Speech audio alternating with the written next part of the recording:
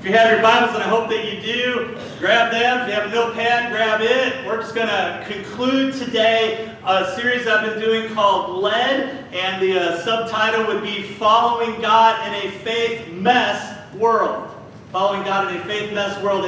And today I'm going to share some things with you on how to be a great follower. How to be a great follower. And this is inspired by my pastor, a guy that Leah Beth and I really hold in high respect, and we attended his church for a while, Rod Boy. He's the pastor of First North Little Rock, down in Little Rock, Arkansas, North Little Rock, Arkansas. But we love him very much, so this stuff today is inspired by him, some notes I had from some stuff I heard him share. But it's how to be a great follower. Now, the reality is that as a leader, to get anything accomplished, leaders must have what? Followers. If you're a leader without followers, you're not really leading anywhere, you're just a person. So a leader, to get anything accomplished, requires followers. Now, if we're going to be honest, most, if not all of us, even leaders, spend most of their lives as followers. And especially as Christians, we function as followers. Even though God might assign to us opportunities of leadership, we're still followers, because our day-to-day role is to be a follower. John said this in John 3:33, He, Jesus, must become greater, I must become less. Or Paul, writing to his followers, said this in 1 Corinthians 11:1, follow my example as I, Paul, follow the example of Christ. Or put a different way, it says this, and you should imitate me as I imitate Christ. So even Paul, a great leader, a great proclaimer of the gospel of Christ, a man that Paul was a leader of leaders and established the church, the early church, great leader, great man of God. Even he was a follower of Jesus. So how do I become a better follower, or what are the qualities of a great follower? Well, first, a great follower has integrity. 1 Peter chapter 2, verse 11. Dear friends, I warn you as temporary residences and foreigners to keep away from worldly desires that wage war against your very souls. Be careful to live properly among your unbelieving neighbors. Then even if they accuse you of doing wrong, they will see your honorable behavior, and they will give honor to God when He judges the world. Now, integrity has a benefit. It creates trust. Because think about it. If you don't have integrity, if a person doesn't have integrity, do you really trust them? You don't. But if I have integrity, it creates trust. Integrity is for when a leader is looking at me, and it's also for when a leader is not looking at me. I mean, think about it as if you're a parent and you had kids at home growing up. It's like a lot of times they would obey you when you're watching, but you wanted to know, what are they doing when you're not watching? Because that reveals so much about their heart. It's the same way as a follower. I do right when the leader's paying attention. I do right when the leader's not paying attention. Bad followers look for ways to get around what is required. Speak partial truths. They don't like to be honest. They cut corners. Now, if we're going to be real, the two places that we struggle the most with being honest are, one, in our weaknesses, because our weakness is basically something I can't do or I'm bad at doing. We don't like to always be honest about our weaknesses. Does anybody enjoy talking about their weaknesses? I love it because it's a common question if you apply for a job. What are your weaknesses? And then usually you'll kind of flip that around. You're not really honest about your weaknesses. You're like, well, yeah, my weakness is I work too hard. My weakness is, I can't work just a 40-hour week. I like to get 50 or 60 hours, My weakness is I'm willing to work for nothing because I want you to succeed. We do that. We don't like to be honest about our weaknesses. Another area we have a trouble being honest is with our failures. I blew it. I messed up. We don't want to talk about it. And I had to deal with that Monday as I was driving a company truck and I backed into something and put a nice dent on the back of the tailgate on a truck that's a year and a half old.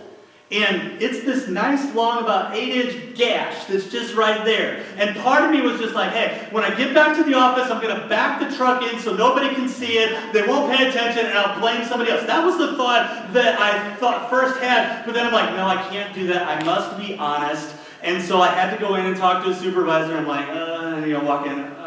I messed up today. It's not fun admitting failures, is it? Does anybody say, hey, look at me, I failed. Hey, look at me, I blew it. Hey, I didn't. Nobody does that. We don't like to admit our failures. We don't like to be honest in that. But when we're real about our weaknesses, when we're real about our failures, it develops integrity. Because it's easy to talk about what I'm strong at. It's easy to talk about where I've had success. It's easy to talk about those. But if I'm going to have integrity, I have to be able to talk about all of who I am. I have to be real about all of who I am. A great follower has integrity. A great follower is also a team player. A great follower is a team player. Ask yourself this. What is my assignment on the team with this project or in this moment? Why? Why is that important to ask that question? It's this, because each person plays his or her part and helps in every situation. I want to be flexible. If I know what my role is, it helps me to be good in that role. And if I don't know what my role is, I won't do anything. Now, if you remember back to school, one of the things they like to do when you were in school is, hey, we're going to have a team project where everybody works together. Now, if you were smart when you had to do a team project, you got the person that you knew was the overachieving student, that person that always went for the A+ bonus points, worked really hard, and you wanted him or her on your team. And then when you got him or her on the team, then you just pushed everything to him or her because you knew they would get it done. That's not really being a team player, is it? That's really just being a user. But I want to play my part. I want to do my part. I want to be a good team player. Now, one of the reasons that's so important is when I know I'm a team player, then I can begin to act like an owner. And when I act like an owner, that's totally different than when I act like just an employee. And I learned this lesson a very interesting way, because I had a pastor that I served under for 10 years, and we were walking across the church one day, and as we were walking across the church, in the hallway was somebody had dropped a gum wrapper on the floor, and just kind of balled up that foil, and it was laying on the floor, and him and I were walking down the hallway, and at one point he just stopped, and he picked it up and stuck it in his pocket so he could throw it away later. I had walked by that piece of trash about 20 times that morning, going from one side of the building to the other, and just completely ignored it. And when I saw him do that, it changed my perspective on how to approach things. Because I realized, wow, he's acting like an owner. Granted, he was the lead pastor, had a very important role. But he was willing to stop and do the most remedial task that was necessary because he wanted the very best for the organization. So he stopped and picked up the trash. And from that point on, I noticed I started paying attention to the smallest little details. And it changed my whole outlook on everything, because I began to act like an owner then instead of just an employee. Because as an acting employee, I'm like, that's somebody else's job to take care of that little piece of trash. From then on, I'm like, no, I'm going to take on that role also. When I begin to be a team player, and I'm a real team player, I begin to act like an owner. And owners treat things differently than people that are not owners. When I was in junior high, my grandpa talked to a neighbor, and he let us borrow his boat. And so we had this nice little John boat with a little trolling motor and a little lake that they lived next to. And we got out there in that boat and we went up and down the water. And at first we thought, hey, we're going to start fishing. So we grabbed a bunch of fishing tackle. And for whatever reason, we had like a big old thick stack of bologna. And that was our bait. And we got out there and we're hooking it on the hooks. We're dropping it in the water. And that got boring in about 3 minutes in the Arkansas heat. So from then on, we're like, hey, we have a boat with a small motor on a lake. Let's just go tooling around, find places to swim, and do everything else. In the process of that, bologna went everywhere in the boats. It was just shredded in the entire boat. It was a mess. We were out for a couple hours swimming, getting in and out of the boat, stepping on everything. It made a colossal mess in the boat. After about 3 or 4 hours, we took the boat back to the owner, pulled it up on his little area behind his house, and went home. Notice a detail. We did not clean said boats. Unbeknownst to me, the neighbor called my grandpa and was not very happy about how we left the boat. My grandpa went back to the owner and cleaned out the entire boat. Now, really, in hindsight, he should have grabbed me and my brother and our friends and pulled us back there to clean it. But my grandpa was so embarrassed that he went and did it himself. He didn't tell us anything about that the entire summer. The next summer, we're like, hey, Grandpa, can you go talk to this guy and see if we can get his boat again? And my grandpa just looked at us and said, no. And then that's how I found out what he did. But I did not treat that boat like I was an owner. I didn't treat it well. There's something about it. Nolan, my son, bought a new truck, well, a used truck to him, new to him, and he bought a truck a couple months ago. He treats it like he's the owner. Now, he paid for it, so he invested in it, but he treats it like he's the owner. He washes it, he vacuums it, he cleans it out. It's like his baby. He's like his grandpa. It's like when you're down to a quarter tank, that means your tank's empty. You got to fill it back up. He just babies that vehicle. He treats it like it's his very own. He doesn't always do the same thing when he drives mine. Because he hasn't vacuumed my vehicle out. He hasn't washed my vehicle. He doesn't top off the gas tank on mine because his truck, he's the owner. He treats it with respect. My truck, not so much. Or van. I'm a soccer dad. But he doesn't treat it in the same way. There's something about it. When I'm an owner, it changes everything on how I approach stuff.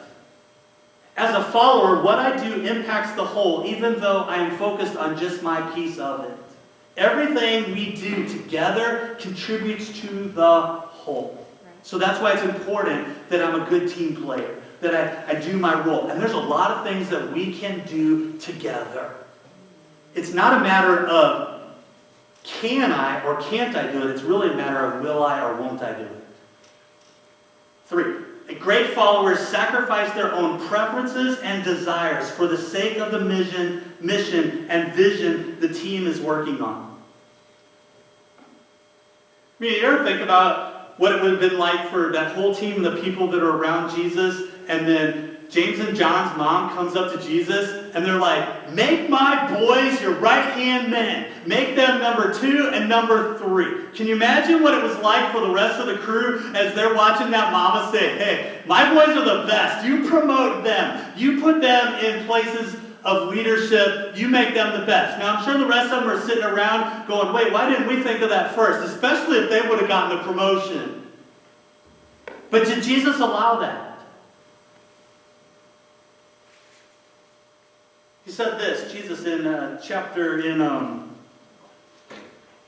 Matthew chapter 20, verse 28. But among you it will be different. Whoever wants to be a leader among you must be your servant. And whoever wants to be first among you must become your slave. For even the Son of Man came not to be served, but to serve others, and to give his life as a ransom for many. See, if I'm as a follower, the best thing I can do as a follower is to set aside my preferences and desires for the sake of the mission, for the vision of the team. I set aside what I want for what we're trying to accomplish. I do what is best for the team, not what is necessarily best for me. Others first, me last. Now, that's hard to do because our tendency is to be me first. But you'll notice something about Leah Beth, in my heart, is like if we ever do a dinner over in the whenever we could do dinners and be together for that, it drives us crazy to eat first. We can't do it because we're like, we want everybody to serve. We want everybody to experience the food. We want everybody else to be able to get the selection of the good foods that are there, especially if it's a potluck. Because it's not fun being the person that goes last at a potluck. Because you're left with not always the favorite meals. Especially if you watch the first person go through and they've mounted their plate so high that you're wondering how in the world it can stay so high. And then by the time you go, you're scraping the very edge of a container of what was probably really good food for the first group of people that went through, and you're scraping inside. It's not fun being the last at a potluck. But our heart is you first, us last, because we want you to experience the very best that you can. That makes you a great follower when you're able to set aside your preferences for the sake of everybody else. Jesus changes the leadership paradigm for a Christian. A leader becomes a servant. A leader makes everyone else look better. A leader and a follower both share an important trait: trying to outserve the other person. Think about how this could change your marriage at home if both individuals were trying to outserve each other. Because sometimes there's one individual in the house, probably the guy, stereotypically, that likes having somebody serve him. But what if, men, we switched that paradigm and we looked at how can I outserve my wife? And women, what if we were like, how could I outserve my husband? Or what if we collectively, as a group of believers, like, how can we outserve each other? How that could change everything. It would be like Chick-fil-A in here.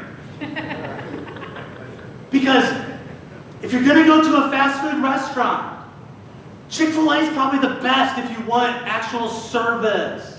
Because you've probably been to other fast food places where it's like they feel like you're bothering them by you being there to order something. Whereas Chick-fil-A is all about, how can I outserve you? How can I help you have a great experience? And now you have Chick-fil-A in your head. And the bummer is it's Sunday. And you can't go there. But what if we had that attitude? How can I outserve each other? 4, great followers are grateful. Great followers are appreciative of anything they get instead of acting like they're entitled to everything. Great followers are grateful. Don't you love it if you give a gift if the person you give the gift to is grateful? Isn't it not horrible when you give a gift to somebody and they're not grateful? That is a miserable thing to do, to give a gift to. Now, my parents, when I was a teenager, got me a gift. But they waited to give me the gift. And so they gave me a lesser gift at Christmas. And I wasn't happy about the lesser gift. And so, for whatever reason, as a teenager, I decided to channel my inner toddler. And I whined and pouted, and if my memory is correct, I think I even got up and left and went up to my room and pouted. I needed a spanking.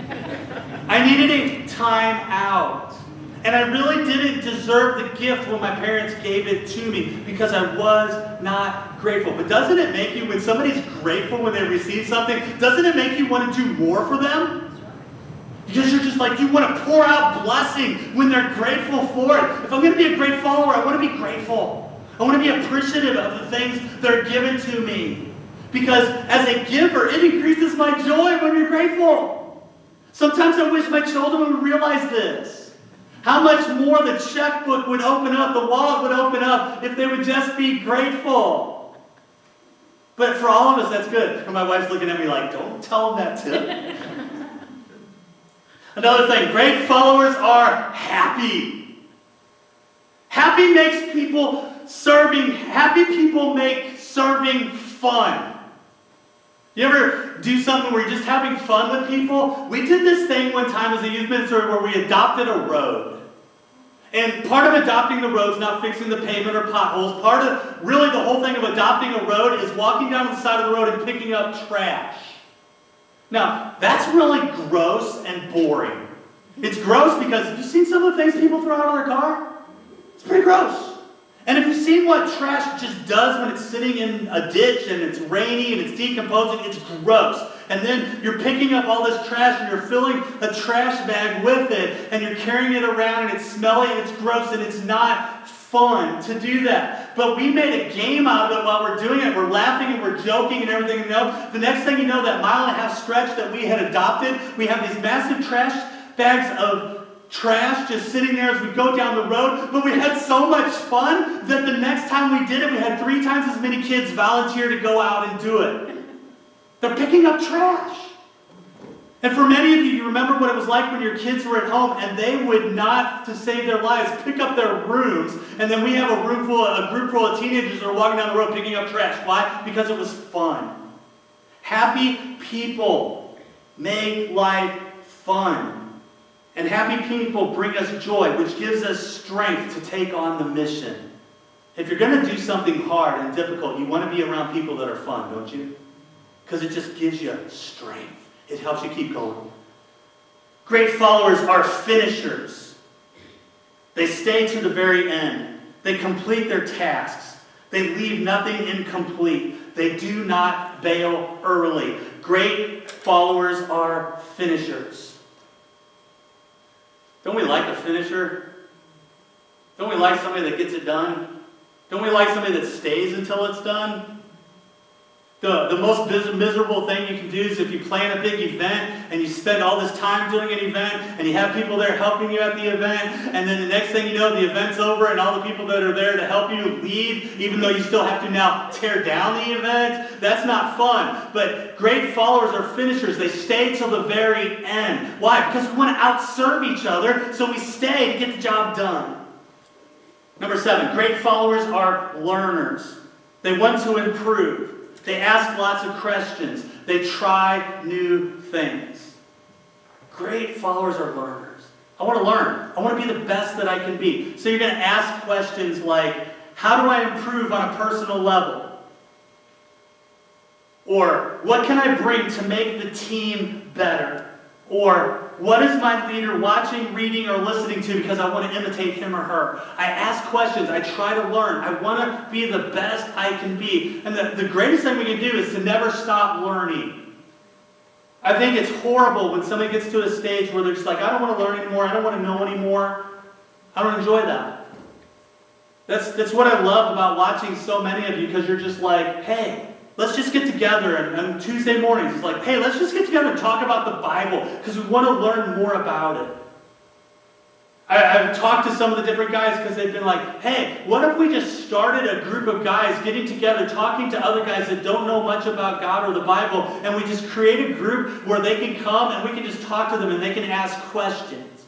I mean, it's awesome. I love watching Denny, because he helps out with some of the maintenance around the building. But one of the things that's fun watching him do is like, I'm not sure how to do that. I'm just going to learn how to do it.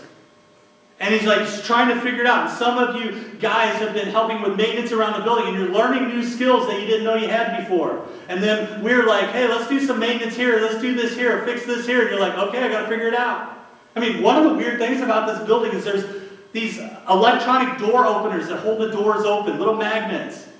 And for some reason, some of them just quit working randomly. So some guys have had to figure out, why is that? We want to know. They just want to learn. That's the best thing we can do. Keep learning. My mom cracks me up because she's just like, I want to keep learning how to use a computer. And she keeps trying new things and doing new things. And some things I'm like, no, Mom, don't do that. But she still does it because she just wants to learn. Great followers are learners. Number 8, great followers are loyal.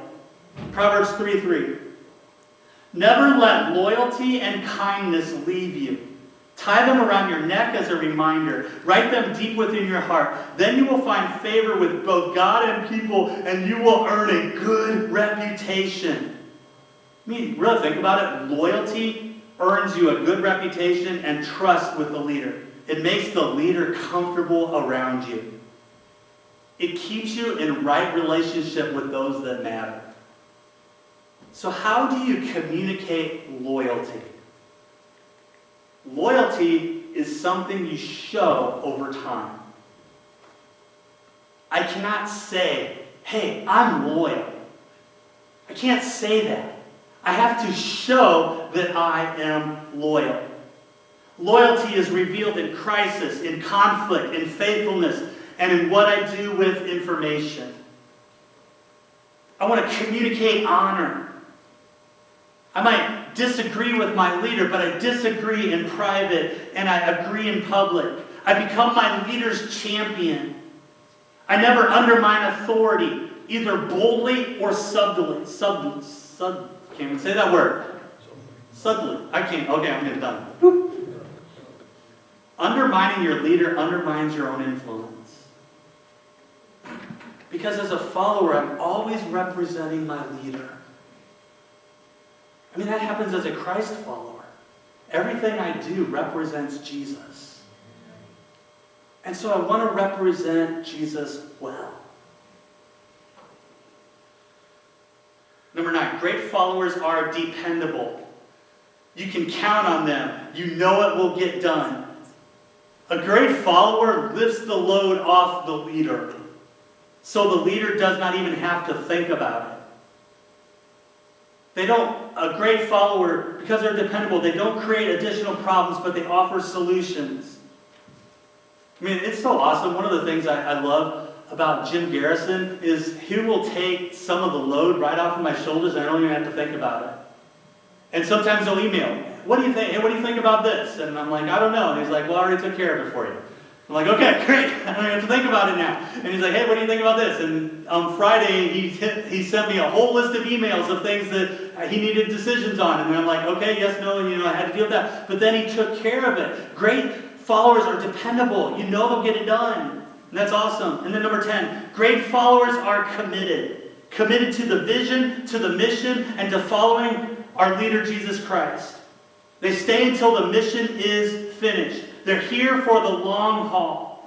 They stay no matter what happens. They do not give up. They make sacrifices. Committed people make the biggest impact by staying. Longevity has significant impact in lives. And one of the things that I respect about all of you is that is your very heart. I'm committed. I'm in this for the long haul. Because, hey, the last 2 years have been hard. But y'all have been committed. You're like, I'm not giving up. I'm going to trust God. I'm going to do my very best. But I'm in it for the long haul. I mean, think about it. If we all develop these attitudes, the impact that it would just have for us as a local church. Imagine a church where people are honorable, in it together, grateful, happy, loyal, dependable, and committed. Because if we're honest, that reflects so much of who we are. That reflects so much of just the very heart of who we are as a group of believers. Because I could go through and I could just name names of people that your characteristics fall into so many of these things of what a great follower is. So many men and women in this house that do so much week in and week out, sometimes unknown to the rest of us. But it makes a big impact. Because when we're all in this together, we can do so much more than if just one of us is doing it. But the great thing is, we get the opportunity to represent our God. We get the opportunity to represent our King and to give him all the glory and the honor and the praise. Stand with me this morning.